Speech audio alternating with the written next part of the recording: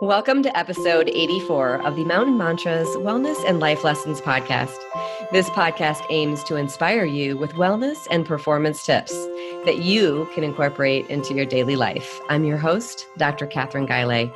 Learn more about my work at makeeverythingfun.com. My guest today is Dr. Deborah Sandella.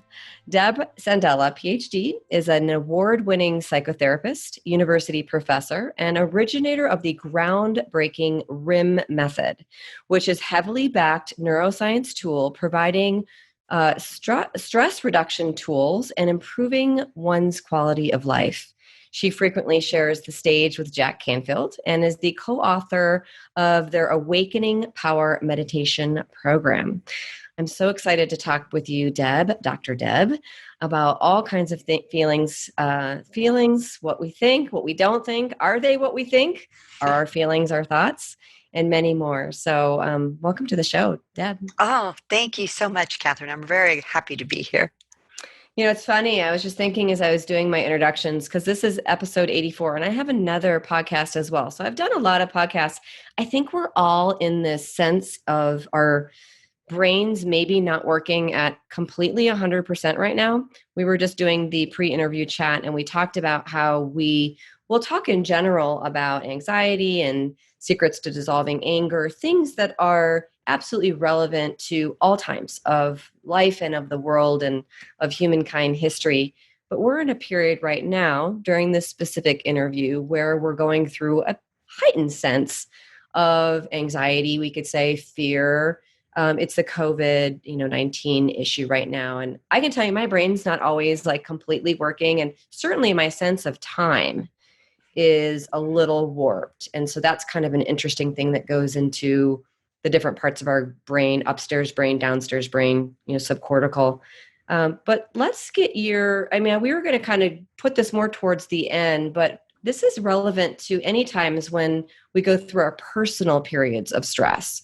What happens, Deb, to our brains and our ability to do all kinds of things, from function in relationships, to be a parent, to be an amazing professional provider to our communities? Right. It's a funny thing, but the brain is set up so that when it's really stressed, that it reacts as if it's a physical threat. It doesn't discern between an emotional and a physical threat. And so the body gets very hyper aroused at that moment. And at the moment it gets hyper aroused, then all of a sudden we are off track. We're no longer connected with our bodies. We disconnect from the body. We become kind of a chicken with their head cut off, running around because we're not experiencing the sense of our whole resourcefulness, because we have many, many aspects to us, the mind, the body, the spirit, the soul, all of that, which makes us feel like we're more than just a body. And yet, when we're really stressed, we can lose sight of that. And so then we're off track with our higher self. We're off track with our real intellectual ability, and we get into reactive behavior that is a default, sometimes even from our childhood, but that somehow has become a default in our lives. And so we can feel that. Now, I think that this is a little bit different. There are some people that may be there, but what's really different right now is the way that we have used busyness in our culture to avoid anything we don't like, pretty much. And that right now, that's really abruptly interrupted. So as a result, we're in a position actually to be with this stress in a very, very different way. And what you're talking about, that you're experiencing yourself, is staying more in touch with your timelessness part of you that's more than your body, as well as also because you can work but remotely or virtually, also continuing to work and be productive. And so this is really, really important because in our culture, we can tend to be very left brain, very big thinkers or very big feelers. And really, what's most effective is to be whole brain function and to be able to go back and forth between our thinking and our feeling selves. That's when we're the most resourced. So yeah, it's all an interesting time. It's like we're revisiting prehistoric times in a way. I mean, it's just previous times that we don't even know about, where we didn't have all the distractions. Hmm. Yeah, and I love, Deb, to pull out these mantras that kind of summarize some things in the interview. And a couple that come to me now is that the number one function of the brain is to protect us, right? Is to create our survival. And I talked about this in an earlier interview with Dr. David Grand, and he mentioned disassociation, right, as Mm, sort of a, right. a, a way that we do that. And you're kind of, mentioning some survival techniques that were similar to that, kind of disconnecting from the body and so forth. But you then also talked about how busyness is almost a way that we disassociate, not necessarily now, but it's kind of interesting that a lot of us don't have the busyness of da da da, go from here to there. I remember how I used to feel as a young mom when my kids were little. Like it was literally like everything was just like go from here to here to here to here to here, and it was like you could almost disassociate and be like, how did we just end up at the pool? Right, right. um, so with that thought of busyness being something that can create disassociation, which means not being that holistic person. You talked about the whole brain body as being an optimal way for doing that. How do we, going forward, not just today and during COVID-19, Yeah. but as we go forward in life, how do we remind ourselves? Because hopefully nature will not be having to make such enormous reminders to us. We'll have to do it ourselves. Yes, hopefully, hopefully. I always figure out, I always figure the sooner I get something, then the universe doesn't, or life doesn't have to hit me over the head with it again and again and again. So I'm hoping that we'll get that. I think that each of us individually can get it. And it's kind of like the hundredth monkey, once one person starts and more people around them start doing something after the fact, then pretty soon it does become a new habit. So I think that I can feel myself. And I came from being very right brain dominant. So I was a dreamer. I was a psychotherapist. I started as a nurse, but then a psychotherapist. And the nursing was a little active for me in the hospital because for my nature. So sitting and talking to people was really comfortable. And then as I moved into REM, and be taking it out into the world, it's required me to move into much greater whole brain activity. And so I have also gotten busier than ever before in my life, even though I just turned 70, which is, it's like we don't usually think of at those later years, that's when we're becoming the busiest. However, some of us are late bloomers. So it happens. And so I can really feel, though, that there's some new habits developing because my greatest busyness has been later. Then it's like I am. It's like it's a really good time for me to really create new habits where everything can get done in a more effective way and I want to say quieter way. Somehow, like this time has been because I had a lot of work travel that got postponed. So that I usually in the spring am pretty busy traveling and, doing workshops elsewhere and that kind of thing. And this has been so lovely to be at home with my husband during spring And we've been having fires out on the patio and, going for really long walks and yet still getting things done. I mean, I'm still working, but I really feel like it's really inspiring me to maintain this new kind of balance in my life. Um, so I think that there's potential for this to be more than a blip. I think I can't remember if you said reset, but that's the word. Like to recalibrate us back to our nature, because that's really our true nature. And if you look at over all the decades and the centuries of evolution, it's like we just keep evolving in new ways that give us greater abilities, but then balancing how to have those greater abilities function in an effective way, of course, then is the next step. And here we are with all kinds of evolutionary um, aspects to be incorporating in some effective ways, I think.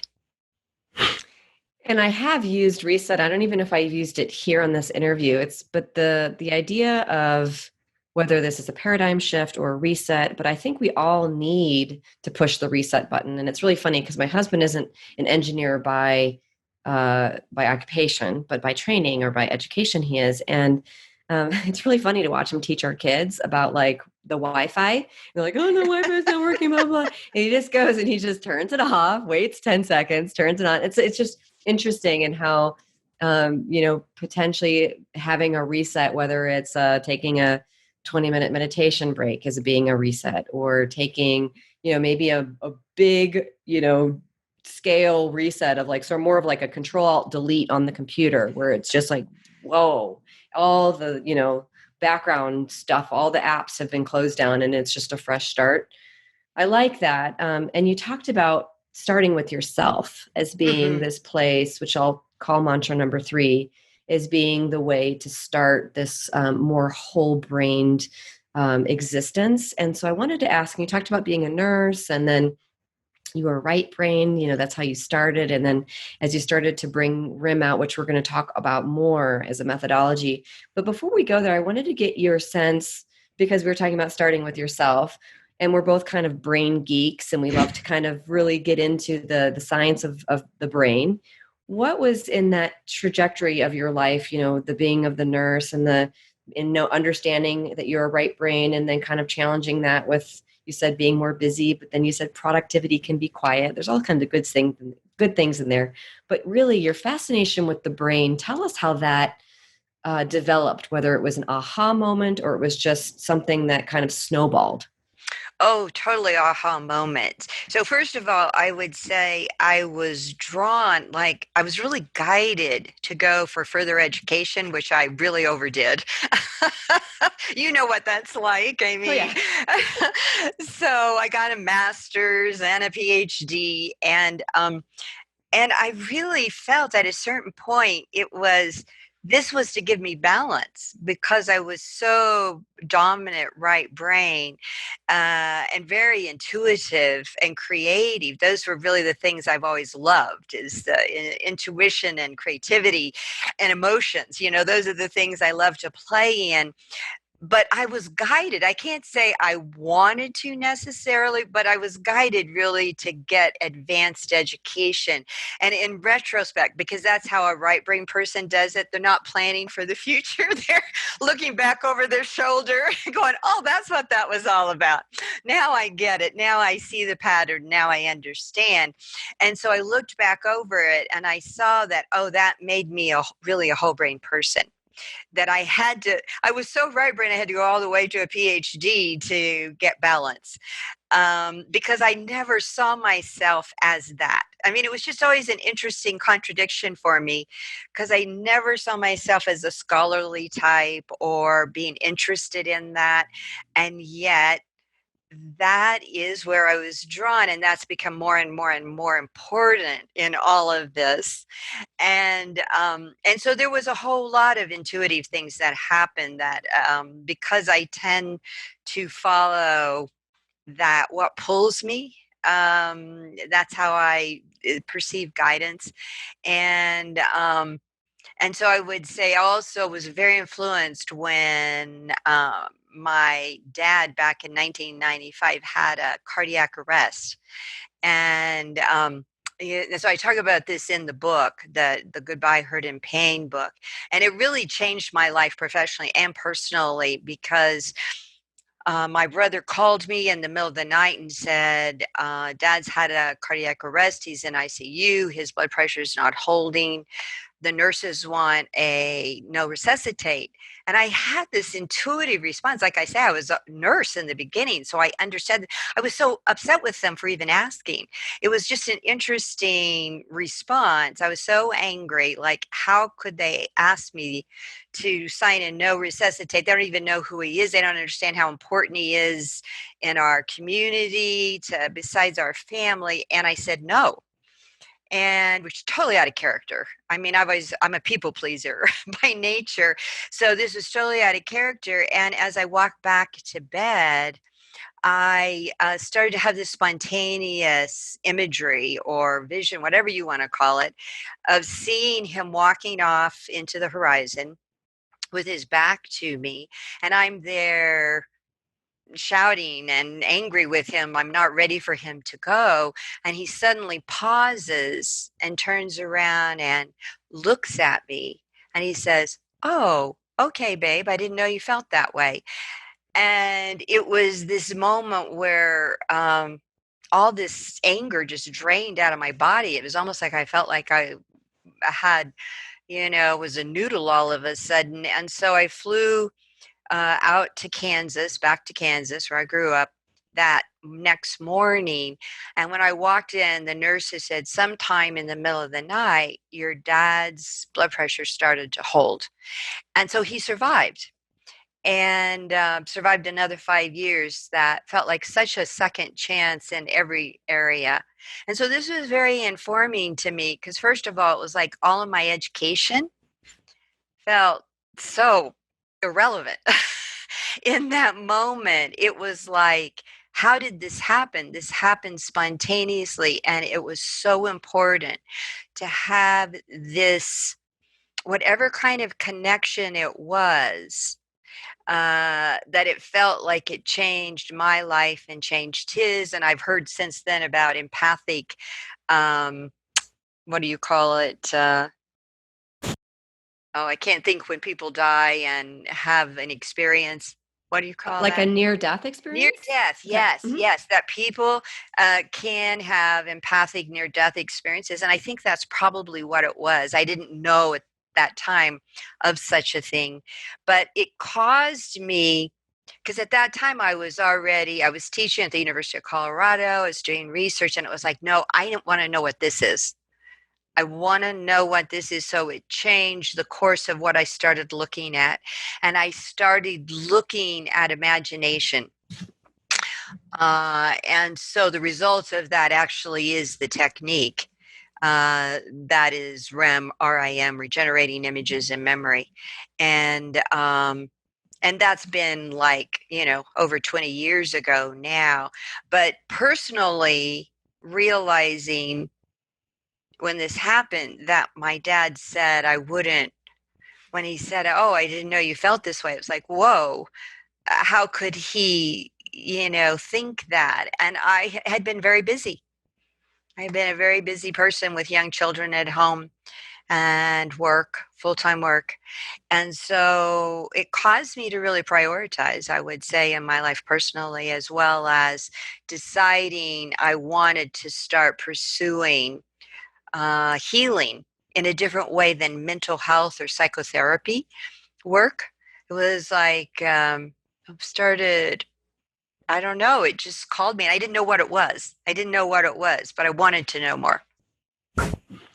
And it's interesting, Deb, because that theme of a major personal, event, trauma, whatever, actually having a significant impact on the trajectory of a person's life and career in a good way, like to really boost that creativity and to boost sometimes that prioritization and or confidence to just go for it, because if not now, when kind of thing.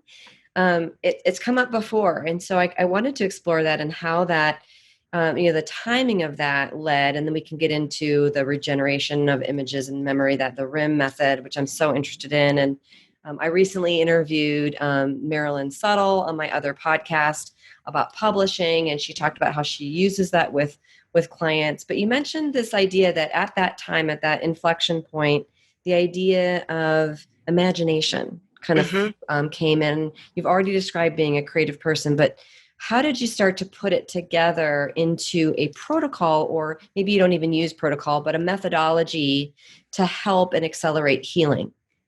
Again, like I was talking about, not planning where I'm going, but following where I'm called, so to speak, where my attention is called, what I'm interested in, like, oh, that looks interesting. And then looking back over my shoulder and seeing what that looks like. That's really the way REM has evolved. So I actually ended up closing my psychotherapy practice because, and I was good. I mean, I was a fine-tuned instrument at that point in time. I'd been doing this kind of work in all different aspects of it for over 20 years, and my clients got better and all that. But it was tedious. It was tedious work in terms of being long, and change was slow, and you'd bump up against all the intellectual defenses that would stop people from making change without them even knowing why or that they were. And so there was a lot of frustration with it. And so what happened is I closed my psychotherapy practice. At that point, I was really an outpatient, had my own outpatient practice, and I just began to play. Really, and to have fun with it. And what it took me doing, which was very humbling, of course, after having become an expert over 20 years, and I was president of the organization in my state and all that stuff, so I was very invested in the profession. And I realized I needed to step out of all of that and just play, and put aside everything I thought I knew and everything I thought I didn't know, like everything that would be impossible, like limits. Because as a mental health professional, there are certain expectations you have around certain diagnoses and all of that, that is more linear, more protocol driven. And so I set aside any need to have protocol, actually, in a way, and allowed clients to really guide me. So what happened is I started to follow rather than try to direct the work. And what I discovered, much to my surprise and great delight, was that we really have an organic emotional operating system, similar to having a body operating system, that absolutely knows how to heal itself, but it's created in a way that we've not actually been addressing. We haven't even seen it that way, because we've been using uh, a left brain directed way of trying to address a right brain arising experience. So that the left brain's verbal, the emotional brain's nonverbal. And so we've been trying to use the verbal right brain to control the nonverbal emotional brain. Did I say right? The Okay. thinking Yep. mind, yeah, the narrative thinking mind. And actually, just recently in the last year, I've become partners with a psychologist at the University of Colorado who has this two brain theory.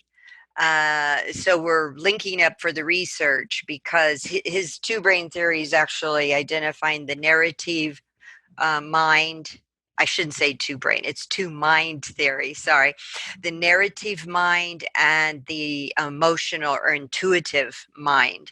And so that they really, because he's in healthcare through the College of Nursing, that they're really looking at how to have behavior change so people will do what will help them be healthier, because the educational process only goes so far, because there's all the intuitive aspects that are cause people to not do what they're supposed to do to get well, and particularly in chronic illness. And so that's really what we're starting to take a look at, is how, because REM really does open up access to this intuitive mind that's invisible. It's not known by the thinking mind, the narrative mind. It doesn't, it's the narrative mind can't see it. It can't feel it. So the narrative mind thinks, but it doesn't know how to feel. And the intuitive mind and feels. sorry, I'm going to just Yeah. open the story. I'm being playful here. And I love how you talked about how you just, and I want to put a pin in that timeline of sort of, this is when I closed my psychotherapy practice, and I wanted to be more playful. And so then you started to work on this whole, two mind theory, and then the imaginative and the narrative. And I'm only saying this because I got to get up and let my dog in, because I texted my husband and said, can you please let the dog in? Because he's looking at me like this. So I'm going to be a little playful here.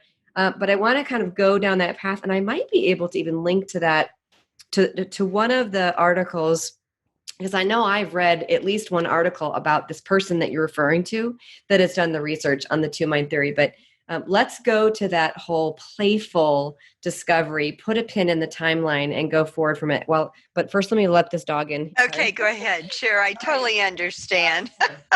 Yes. No problem.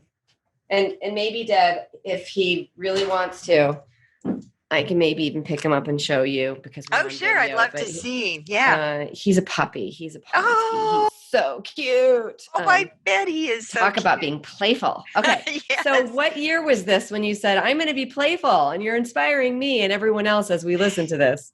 Yeah, well, it was about 1998 to 99, and in there by 2000, but it was very slow, because this came at a point where my family and I took a personal sabbatical. Like when I closed my practice, well, I guess it was coming back. I'm not going to get into all the details of how the decisions worked, but my family and I took a personal sabbatical to Australia for almost a year, because my husband was going to make a career change, and he wanted to step into a vacuum as he was leaving. And so what I didn't realize, that when I returned, I would also make a career change. And so I just never reopened my practice. And so there was this freedom. And so at that point, was a very magical time. This is when you follow your inclinations. So we did this, and it was the time when the bubble first started in the stock market. So actually, the year while we were in Australia for that year, and our kids were like in kindergarten and seventh grade, that was the year the stock market took off. And so it ended up, our investments really supported us better than if we'd been here working. And so that happened for a few years. So we were both playing with our career changes. And then when the market was ready to collapse, after the bubble burst, it was like, wow, I guess we're really being pushed to take it to the next level. So we both at that point were ready to really take, so I was really ready to take REM to the next step, but it was very comfortable to not charge, just to be doing it in an exploratory way, playing. So I would say that that was when I started to get more serious and start to move in that direction of, wow, there's really something here.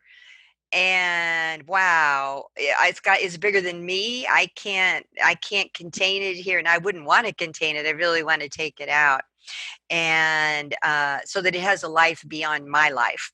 Because it's really not about, just like meditation is not the God, it's a tool to help us access some kind of greater ability within us. REM is a tool to help us unlock this greater emotional ability that we have organically. We're born with it. It's inherent, but we haven't known how to use it. We've misread it. And we've been trying to override it with thought, trying to talk ourselves out of it. I love that, Deb, because what it's saying, and everyone, who's listening that is always asked that question or maybe wants to ask that question, how do I create a life legacy? I love Hmm. what you've just provided there. It's another mantra, which is that a life legacy, sure, we could create it with our left brain and we could create it with logic and all that good stuff, but a really playful and impactful life legacy that you've worked on, and RIM's been around now for over 20 years since its Right, playful beginnings. It's through the imagination and through right. the intuition that something like this comes about. And I think that's really important for people to hear, because I think we often want to think our way through things. Even when I interviewed Dr. Mario Martinez, we want to think our way through healing. And he's like, no, no, no, Catherine, it's not about beta brain waves. It's about alpha and theta, and getting into that healing, getting ourselves ready to and prepared to heal. So here it's almost like there's this parallel. It's that, maybe we could say, it's that contemplative state of alpha and theta that allows the imagination and the intuition to bring forth those life legacies. How cool is that? Yeah, absolutely. Because it's like, that's why I wouldn't, if I weren't doing it that way, I wouldn't still be passionate and energized to do this work at 70 years old. I can tell you that. So that, it's almost like it just is totally like lifted me into this, trajectory to stay contributing in a way that I never would have guessed. So I think that's what's important, is because it becomes a life's work, not about us, but about this contribution that is bigger than us. Because I know, if somebody had mentioned the word legacy, and I never resonated with that word, but now I can resonate in the idea of being the champion and being the mouthpiece, and in another way, being the mother of it, Mm. so that it's not autonomous, it's not supporting itself by itself yet. And that's my ultimate goal. Before I leave the planet, it will be self-sustaining in some way, shape, and form. And yeah. Well, I'd love to have you describe more about how RIM works, sort of the tools, the methodology, and then we can talk about how you are bringing others into this world to expand the legacy. But first, just a basic understanding of how the methodology works. Well, the methodology is really, it's not protocol driven, and that's why it's really a new paradigm. It's very, very different, because we're really actualizing the emotional creative part of the nervous system to lead and guide. And then the thinking mind comes in and gives it words and meaning, but it's like the administrator. So the nonverbal visionary gets tapped, and through images and body awareness, uh, is transformed through, bringing the thinking mind in to give it words. So, so we're really accessing through imagery and body awareness that creative part of the mind, the intuitive mind, which is nonverbal, and then the mind comes in as a partner to give it words. So then it starts. So honestly, the left brain. This is the way I think about it. The left brain doesn't really have patience for emotion. It wants to analyze, measure, figure things out. Emotions don't fit into that. They're indescribable, they're illogical, they just are what they are. And so, what happens now, we've got both the thinker and the feeler part of us working collaboratively together, but it is actually the emotional, because we're working with emotion, is like that part of us is what is in charge. Like it's leading, and then the thinking mind comes in. It's kind of like Salk, who discovered the polio vaccine, said intuition will guide the logical mind where to look.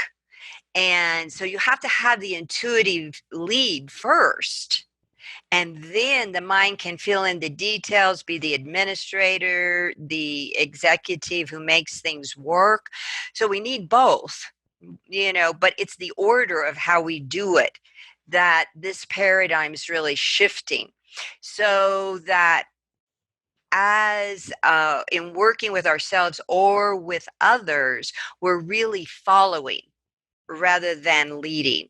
And then we have tools. So that is something that my thinking mind has evolved over the 20 years, is we do have linear tools that get plugged in depending on what is showing up.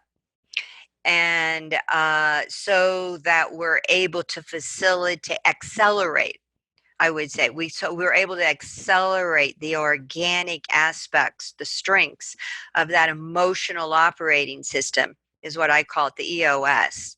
So these tools really work in collaboration to maximize and accelerate the emotional operating system for really very quick and deep healing, because we're at a deeper level than the intellectual level. So we're not talking about, we're actually in an experience. So we're present.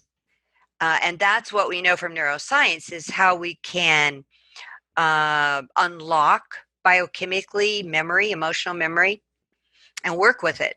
And then you can resave it. So just like the computer, your analogy with the computer earlier is so right on. It's like, it's amazing. Those metaphors are very, very helpful, because it's really true. We really are designed we were engineered in fairly effective ways, but we just haven't trusted that when it comes to emotion. We get so scared. We get so scared of emotion because it seems uncontrollable and bigger than us and gets us in trouble.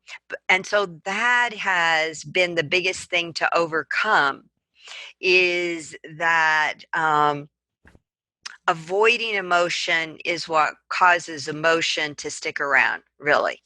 And, but that it feels counterintuitive to the way our culture has developed. But it's so So important. important. Yeah, I Yeah. think I was trained in some kind of coaching methodology where it was about when an emotion comes in, the first thing to do is to say, welcome, welcome Exactly. discomfort, right? Yeah. But so let me, and of course I could talk to you all day about this because it's so fascinating. I mentioned my sense of time being a little distorted right now in general. And I'm looking how can we go through all the things that I want to in the next 10 minutes? But here's kind of a game plan if you think this sounds like fun, and I like your idea of being playful. I think, to listeners and viewers that haven't been exposed to the REM method before, to maybe paint a scenario of a client that you worked with, pick anyone, a CEO or somebody where the methodology was applied, and then through that, igniting the imagination and leading then to the whole brain integration to create a solution, I think would really help. I'd love to talk about how you've grown this. We overlap in the realms of Jack Canfield and the Evolutionary Business Council. So you've really brought some beautiful people into this. Maybe just a little hint as to what's coming next. We talked in the pre-interview chat about some trainings and how people can learn more about that. And then, of course, I always finish with how do people learn more, some relevant links. And I do put those all in the show notes as well, but it's kind of a great place to kind of wrap up. But how about a case interview, just a brief one that kind of talks about how the methodology allows for these breakthroughs and shifts?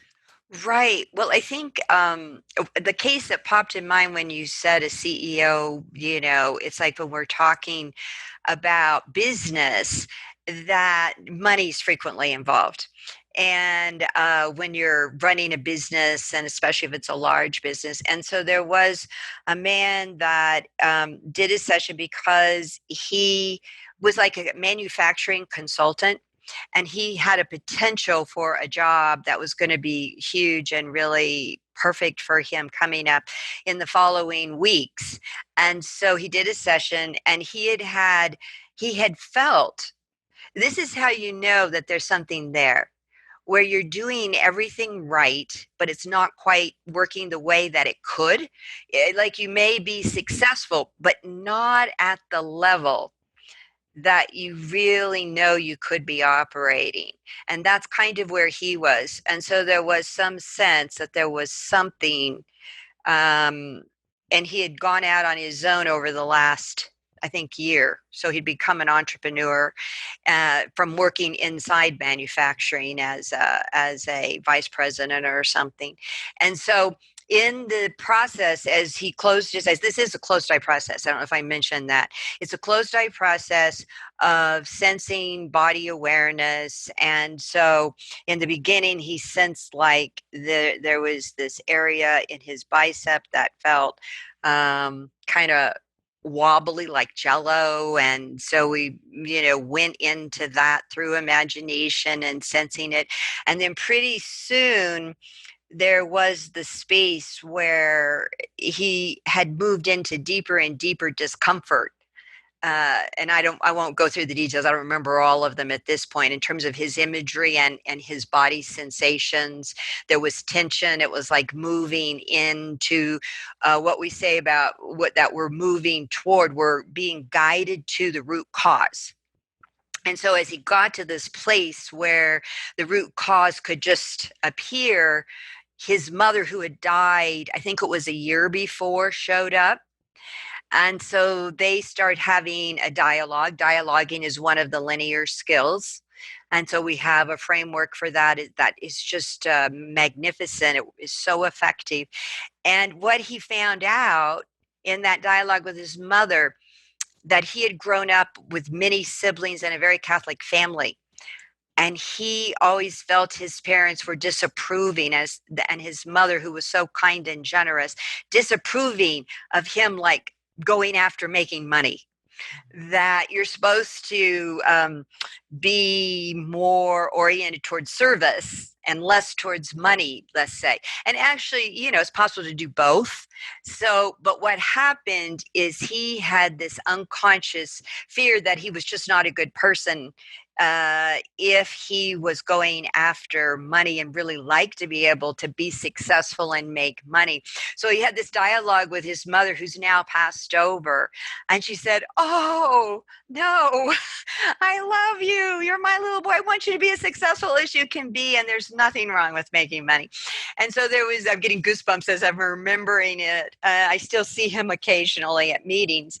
And so what happened is he got that contract because something in him changed that allowed him to be as successful as he could be. And he would have never had any idea consciously. That was really not in his consciousness before. And so I don't know if you have any, do you want me to just go on, or do you want to jump in about that example? Oh, I mean, it's perfect because what it really explains is the idea that we can, I don't want to say a word attack, but we can address our limiting beliefs. Yes. And sometimes we're not even aware. So what it is, it's not necessarily, so it's about this person going after this contract and this after this and wanting to be successful. But you know what? It's the root cause. Right. And through this process of, you said following, and there's a little nonverbal, there's the felt sense. I mean, it seems like what REM so beautifully does is it incorporates some aspects of brain spotting. I even hear some focusing work, which was, Dr. Gentling's work. I mean, it's such a beautiful compilation of even, Peter Levine's, the whole felt sense.